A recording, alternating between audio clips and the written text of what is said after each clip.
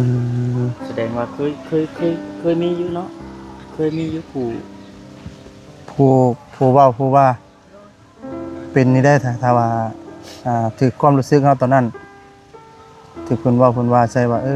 เป็นหยังคือบ่มีให้บ่มีนาคือไปขอเพิ่น อืม ขอแล้วทุกอย่าง อืม ขอบ่ได้คิด มันว่าง่ายๆเลยคิดบ่ออกแล้วนะ แม่นพี่น้องเนาะ เป็นได้คิดบ่สิถามว่าจังได๋ล่ะอุกใจบ่ ใจมันแหละ อุกใจบ่มีบ่ให้มาตั้งเว้าไปเนาะมาทางบ่คำมามันนั้นก็เฮ็ดเราให้ว่าซั่นจ้ะ โดย คือสิมีแนว ฝึ อุ ก กอ่านใจ อุกอังใจเนาะเพราะว่าก็ทั้งเรื่องครอบครัวนี่ก็จำนึงเนาะแต่ว่าเรื่องข้าวน้ำซ้ำปลาหลักๆพี่น้องเนาะข้าวน้ำซ้ำปลานี่แม่นขาดแคลนเนาะ อีตนผัวบ่อีตนนี่บ่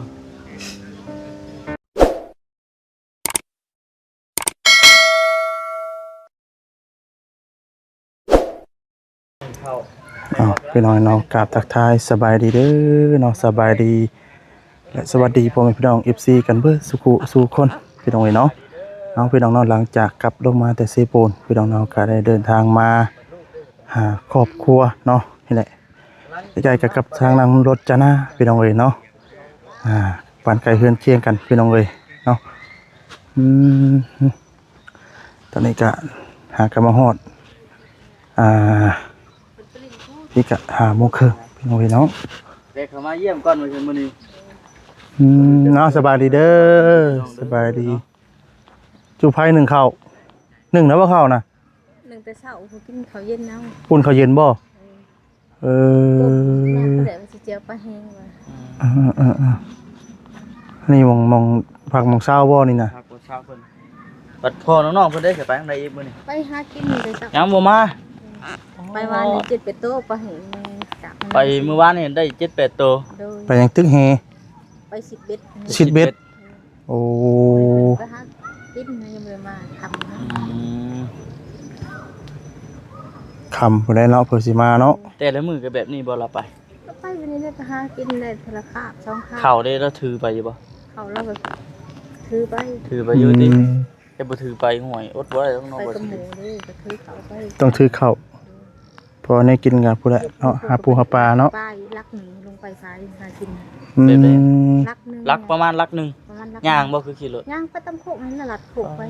กระทงราทาเลย โดย มีเซบ่ มีพายถั่วมี ขาย มันเป็นเข้มอยู่ ลงมาโอ้ลมกันอยู่ลมไปยังเนาะ แม่ๆนั่งร่มกันอยู่หรือว่าสิเฮ็ดกิน นี่ไม่เฮ็ดกินบ่ บ่ไม่ได้กินกับน้ำปลาเด็กซื้อ ลงมาเอาลมกันอยู่ลมก็ได้ ดอกเอ้ยเวกเข้ามาเยี่ยมยามถามไทยเบิ่งนี่แหละ มีคนหนัง นั่งอยู่น้ำเดินน้ำเงาสิเลย นั่งแถวนี้ได้นี่ก็ได้นี่เนาะ สำนีมาพบสีสวยแล้วกันมันเด็ด โดยพี่น้องเนาะมื้อนี้ก็มาเด็ดน้ำพี่น้องเนาะมื้อนี้ก็ได้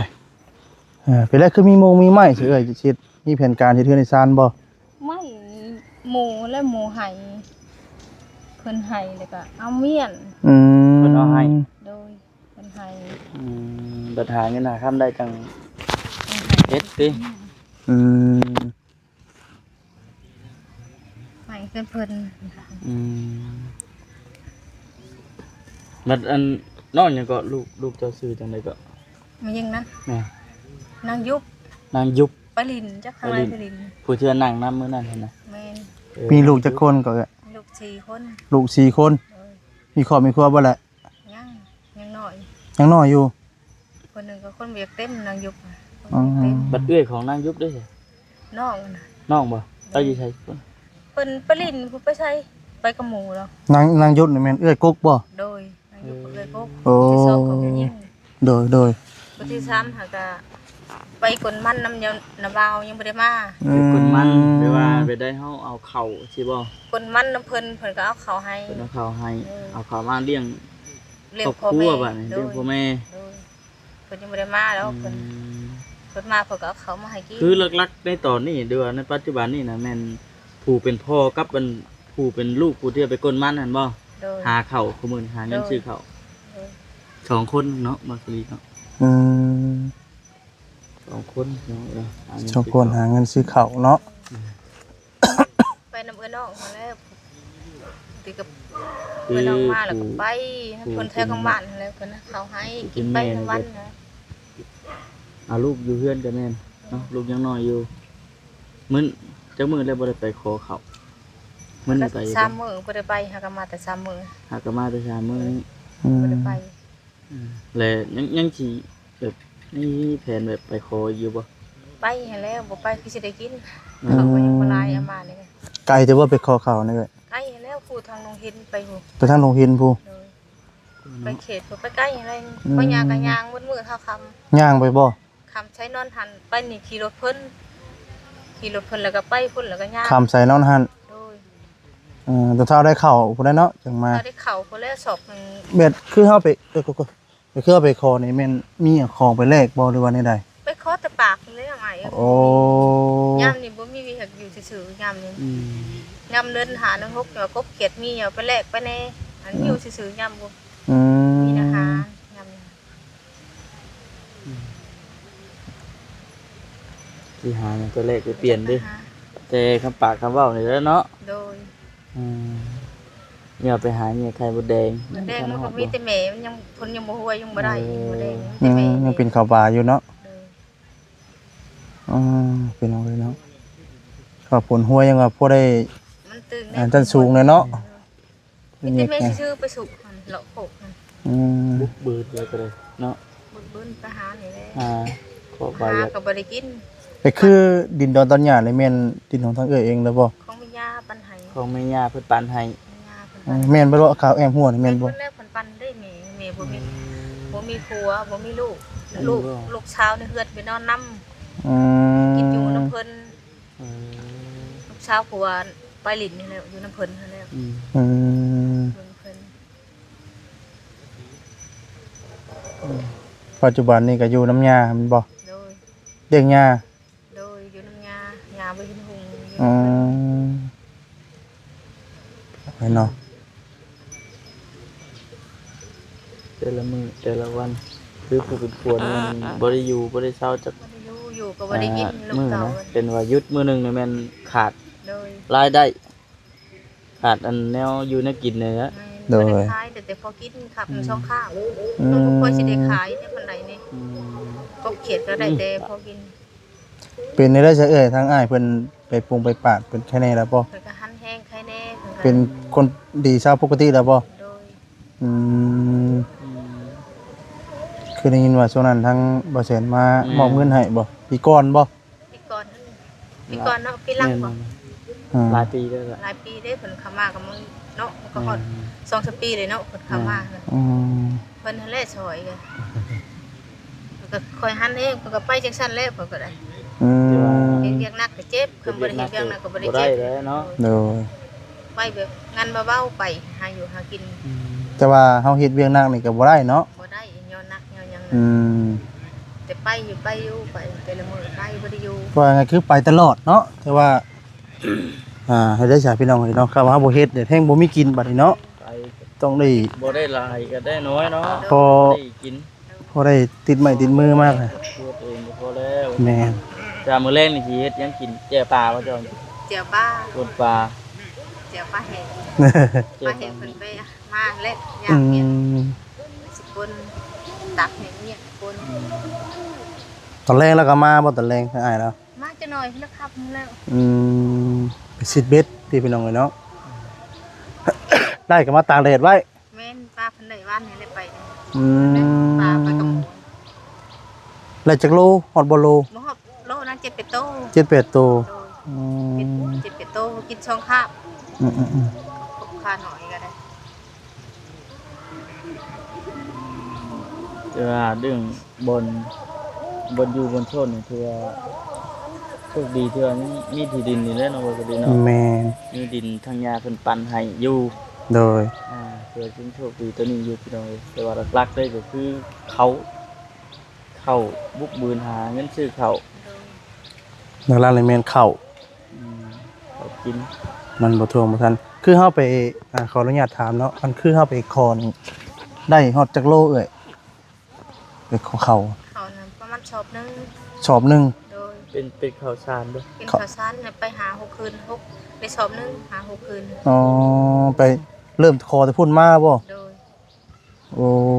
ไปทุกบ้านเลยบ่ขับใช้นอนทันทุกบ้านไป คำใส่นอนหัน โดย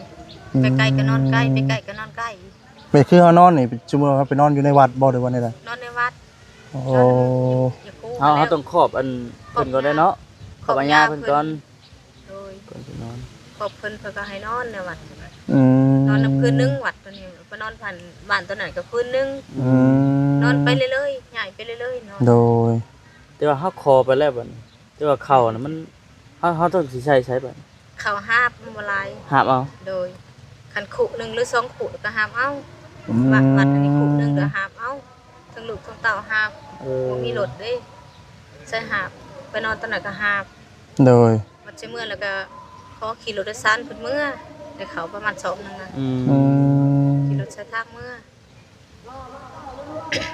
บัดมาขี่รถใส่ทางมาเนาะ เถื่อมันโกงมันไก่เนาะ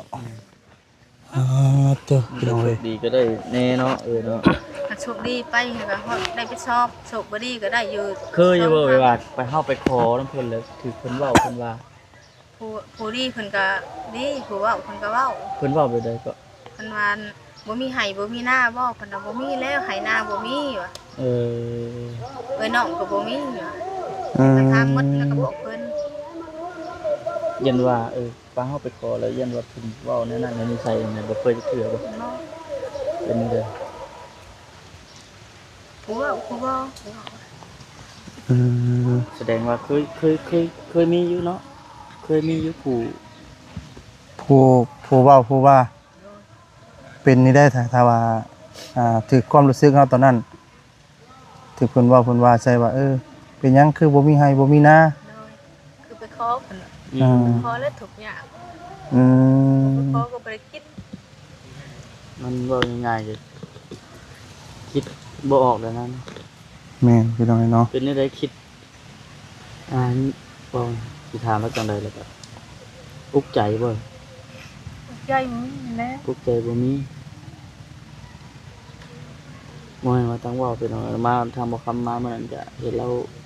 ให้ว่าซั่นจ้ะ โดย คือสิมีแนวอุกอังใจ อุกอังใจเนาะเพราะว่าก็ทั้งเรื่องครอบครัวนี่ก็ชำนึงเนาะแต่ว่าเรื่องข้าวน้ำซ้ำปลาหลักๆพี่น้องเนาะข้าวน้ำซ้ำปลานี่แม่นขาดแคลนเนาะ อีตนผัวบ่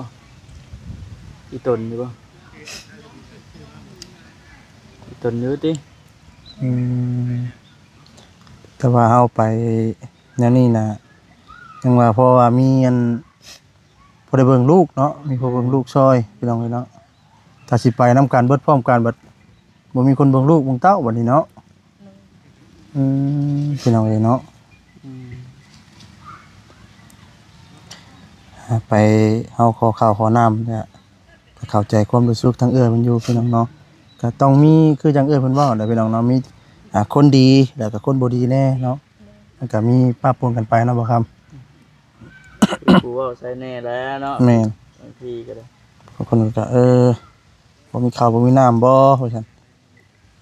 บ่มีให้มีหน้าบ่ว่าซั่นเนาะคือเฮาก็ห่วยเฮาก็อยากมีอยู่เนาะให้หน้าตะกร้าเนาะ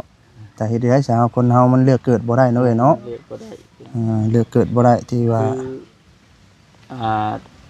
คือเฮ็ดแบบนี้มาจักปีแล้วจ้ะ ทีนี้ โดยเฮ็ด ดนแล้ว เฮ็ดเบ็ดคอเข่าสิเด้อ ดนแล้ว อ๋อ พอมาดนแล้ว ตั้งแต่แรกๆสร้างครอบครัวเด้ อยู่นี้ อ่า มาอยู่ พากันเฮ็ดนั่นก็ตั้งแต่เริ่มต้นสร้างครอบครัวกับเพื่อนพากันเฮ็ดหยัง บ่ได้เฮ็ดหยังยำน้ำหน้ากับไปรับจ้างน้ำหน้าเพิ่น คือครอบครัวเฮานี่แม่นบ่ได้มีหยังแล้วเนาะให้หน้าตะกร้าก็บ่ได้มี บ่มีหยัง คือใน มีแต่ดินบ้านดินเรือนนี่ มีแต่ดินเฮือน แต่ว่าดินหน้านี่บ่มีแม่บ่เอ้ย มีแต่ดินเฮือนฝาปั้นให้นะ อ๋อคือ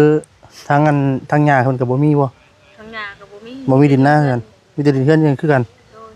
โอ้ เดี๋ยวหลักๆที่พากันอยู่ปัจจุบันนี่ก็เป็นคอเข่า โดย อเขาได้มาเลยมันปันกันกิ ปั น นเพิ่นกินแน่เพิ่นก็กินน้ อืม อืม ำกินน้ำ แต่ก่อนตะกี้น่ะมีบ่เอ่ยขออันเพิ่นเฮ็ดให้เฮ็ดนามีบ่ ตะกี้ก็บ่มีตะ ก็ กี้ ก็เลย โอ้แต่บ่มีตั้งแต่ใดมาเลย อ๋อ บ่มีเคยมามี ก็เลยแบบต่อๆกันมาเลย มีแต่กินน้ำเอื้อนน้องนะ โอ้ เพิ่นเคยเห็นเพิ่นปั้นให้กินเป็นน้ำเอื้อนน้องแถวบ้าน โดย กินน้ำเพิ่นบ่ให้เพิ่นก็บ่ได้กินไปขอคือเก่าอีก อืม จากที่บ่คำได้ยินมาเนาะมื้อน่ะสมมุติว่า ข้าวเฮาเบิดแล้วนี่แต่ว่าข้าวหมู่นี่ยังอยู่หมู่เที่ยวไปนํกันนี่เนาะ โดย เพิ่นบ่ไปเฮาก็ไม่ต้องได้อด โดยไปก็อดเลยบ่มีหมู่ไป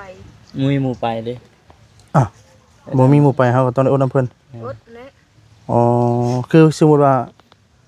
ข้าวนี่เฮาแบ่งกันบ่เอาว่าตอนเฮามาไปขอน้ำกันมันเป็นคือหมู่ไป แบ่งกันนั่นแหละ แบ่งจำคำกัน แบ่งสัก คือว่าครอบครัวเฮาหลายเฮาก็กินเบิดหลายก้อนสิเนาะโอ้พี่น้องเอ้ย กันไปกับหมู อืม หมูหมดก็หมดอันนี้สิหมดคือกันนั่น หมู่ แหละ เบิดนี่แม่นยังว่าเนาะยังว่าชวนกันไปเนาะ โด อัน ย นี้เขาสองทังกับบ่หลายเอามานี่ก็ยังหมดเลยเขาสองทัง กะอีกว่ายังประมาณจักมื้อ ประมาณอยู่2-3มื้อก็หมดเลย อืม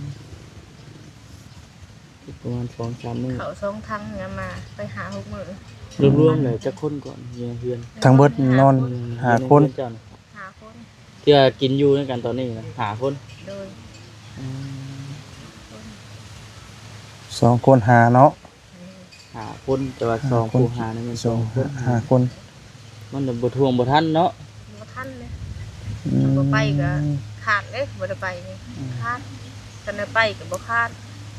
คือผู้ทางผัวเพิ่นได้ผัวเจ้าน่ะไปนํกันบ่ บ่ได้ไปนะอยู่เฮือนนะ เออ คือว่าไงก็มีผู้หนึงไปต้องมีผู้หนึงอยู่ โดย โอ้ แม่ไปกับลูกพ่อก็อยู่เฮือน ลูกเนี่ยลูกน้อยนี่มันเอาไปนํเลย แม่นอุ้มไปนำ อุ้มไปนํ กินนมเด้ อ๋อจักเดือนลูกผู้น้อย 3 ปี 3 ปีอ๋อยังกินนมแม่อยู่ โดย เพิ่นก็จะได้ปลานมเนาะ โดย พี่น้องเอ้ยมีลูกลูกชายจักคนก็ ลูกชาย2ลูกสาว2 ลูกสาวสองชายสอง โดย ลูกสาวนี่คนกก โดย แล้วก็คนกกนี่จักปีเอ้ยคนกก 18 18คนที่สอง คนที่2 15นี่ลูกชายบ่ลูกสาว ผู้สาว ลูกสาวเลี้ยงมาเลย โดย อ๋อ คนที่3ผู้ชาย ผู้สาวผู้ชายจักปีผู้ชาย แล้วก็11 11 โดย ผู้ที่สี่ คนที่4 3 ปี อ๋อ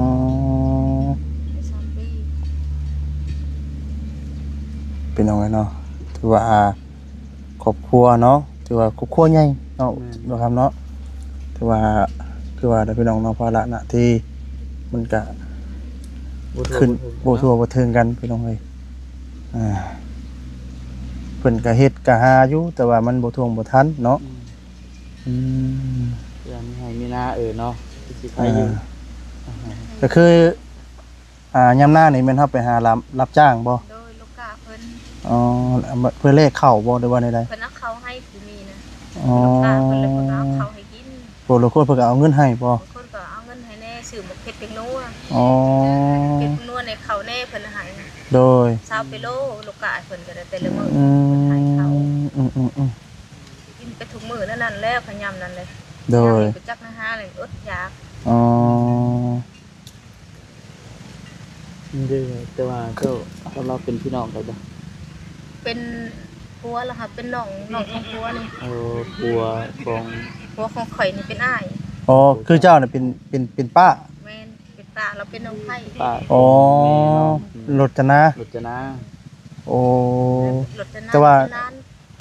แสดงว่านี่ก็เป็นญาติพี่น้องกันเบิดเลย โดย โอ้ ไปหาอยู่หากินได้ไปนั่นก็ ไปนํกันบ่เอ้ย ไปหาบุกมาเขียน อืม บุกมาเขียน ตะกี้กับมวยว่าต้องเล่าคือทางตะกี้กับยังบ่ทันได้เห็นช่วงนะ แม่นตะกี้กี้ทางว่าคำมานี่บ่ทันได้เห็นบ่ ยัง เห็นแต่ทางเอื้อแล้วนี่นะเนาะ แต่ที่มาคนไปอยู่นะหันเด้ ตะกี้เราอยู่พุทธ เข้มวัดเข้มโรงเรียนหาเด้เนาะโรงเรียนน่ะ อ๋อ เพิ่นเฮ็ดตูบแล้วปุ๊มาอยู่พี่มาอยู่กับแม่ย่าบ่มีดินอยู่ดินเพิ่นเด้ อื เพิ่น ม ไปอยู่ดินเพิ่นแล้วมาอยู่ดินแม่ย่า โดย แล้วก็มาตายนี่ ผัวเพิ่นได้ โดยมาอยู่นำแม่ใกล้แม่เลยก็ตายพี่กาย อืม กับปั้นดินให้เป็นขุดเขามียาตะเกียบก็บ่ หากพื้นที่ก็กว้างสำคัญบ่เอ้ยสำคัญบ่ดินทางเอ้ยแล้ว ดินตัวนี้ โดยสำคัญบ่ บ่ลุดคอยนี่ลายเพิ่นให้ อ๋อเพราะว่าทางเอื้อนี่เบิ่งแยงทางหญ้าเนาะ โดย โอ้ คนนี่ลายเราหันมีแต่หันเด้บางเป็นลงไปหัน อื ต้น ม นึงเรา โดย พวกเฮาลายเป็นให้ลายเต๋อหัวอ้อมแล้วเป็นให้ อ๋อ เพิ่นก็หัวอ้อมคือกันเพิ่นก็ได้ โด มาย เยี่ยมช่วงค่ำช่วงแรงทางเอื้อเรากำลังเฮ็ดเชียดอยู่ให้กินไม่ใช่พี่น้องนะ โดย แจ่วปลาถ้าผัวมาจะเฮ็ดเวียกเออปกตินี่มืดพุ่นบ่มา มืดไปแล้วมา เราไปหาหยังมื้อนี้ วันนี้หันไปหาหอยเดือ โอ้ โอ้ หาหอย หอย เดื เดื อ อเนาะ ไปไก่บ่มีไปไก่เขตท้ายมันหากิน ว่าจะ หาหอยเดือ ไปนี่ฮะพ่อบ่ต้องไปกับหมู่บ่ ไปกับหมู2คน เห็นมาไว้ยังว่าพอได้โอ้เนาะบ่สดีเนาะ สอง แม่น ข้างเล่า เอาเมื่อแจ่วได้ซื้อเอามาแจ่วน้ำเพิ่น แม่นบ่ได้มาซื้อซอยเนาะ อืม พวกพญางมาได้บัดได้ก็ได้บัดบ่ได้ก็บ่ได้ ได้หลายบ่ฮอดบ่โล บ่ฮอดเลยวางหา6หน่วยมีทีก็ได้ไปไป อ๋อ กับหมูได้หาขุด ปันกันเนาะ ไปกับหมูเลย ไป ปันกัน ขุดเอาในโกนบ่ ขุดในหูมันอยู่ในโพนเด้ โอ้ หูกระปูหรือขุดในหูโพนเข้มโพน อื เอง ม เก็บเป็นหน่วยปันกันแต่ละคนนะ โดย บ่ได้กินคำนึงบ่ได้หลาย อืมก็แล้วใช้เดี๋ยวมื้อหน้ามื้อในเด้อสิเข้ามาเยี่ยมมายามใหม่ โดยเอามีแต่ว่าสู้ๆเนาะ กำลังใจให้นั่นแหละอดทน อดทน สู้ๆไป ยังกะถึงมันบ่ดีก็ให้มันผ่านพ้นไปเนาะ แม่น มีแต่สิ่งดีๆเนาะพี่น้องเอ้ย ๆแต่ว่าพาเวลาให้มีทางผู้รับผิดชอบเพิ่นได้เห็น โดย เด้ออดทนเอาก่อน โดยเอ้า สู้ๆ สบายดี ส เอ้ย บายดี โอ้ยสู้ๆเนาะเราแต่งโยก็กินทานแล้วก่อน สิได้เข้าไปอันถามไทย หาทางน้องรจนาพี่น้องเนาะก่อนมันก็ค่อยคันยำแรงได้พี่น้องเอ้ยตัวอันนี้มันเฮือน เลาะเบิ่งได้เว้ยนี่อ๋อพื้นนี่ต้องหาเตรียมไว้ตลอดได้พื้นนี่เนาะนี่บ่โอ้เพิ่นก็ลุมันอยู่เด้เนาะหาเพื่อนหาไผไว้พี่น้องเนาะอาสาพี่น้องเนาะสำหรับที่นี่ทางบสดีก็สิได้ขอจบคลิปซะก่อนเนาะพี่น้องเนาะผิดพลาดจังใดก็ขอโทษขออภัยนะพี่น้องเด้อเนาะคำบอกคำจาได้ทางบสดีเนาะบ่ประมวลนะถูกเนาะขอโทษขออภัยนำพี่น้องเนาะลำลาไปก่อนเนาะเอาพี่น้องเนาะถ้าว่าท่านใดเนาะคิดเห็นเนาะหรือว่าทางผู้รักผู้ใหญ่ท่านใดคิดเห็นเนาะจากสุดทักซอยเนาะพี่น้องเนาะก็ยินดีแต่พี่น้องเด้อเนาะก็เป็น